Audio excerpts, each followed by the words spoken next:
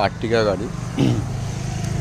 এর আজকে timing change করছি। টাইমিং চেন অ্যাডজাস্টার সব চেঞ্জ হচ্ছে, কারণ গাড়িটা 2 লাখ কিলোমিটার চলেছে। প্রত্যেক 1 লাখ অন্তর অন্তর টাইমিং চেঞ্জ করতে হয়, এটাই নিয়ম। তো সব কিছু করিয়েছি। টাইমিংয়ের লক, এখানে একটা লক আছে, আর গিয়ার বক্সে লক আছে। গিয়ার বক্সের লকটা দেখাই।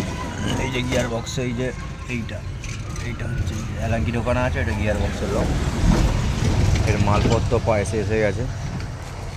এটা পুলি আছে, নিচের পুলি, টাইমিং কভার প্যাকিং আছে, অরিজিনাল মাল সব। ভ্যাকুম পাইপ আছে, সবই আছে,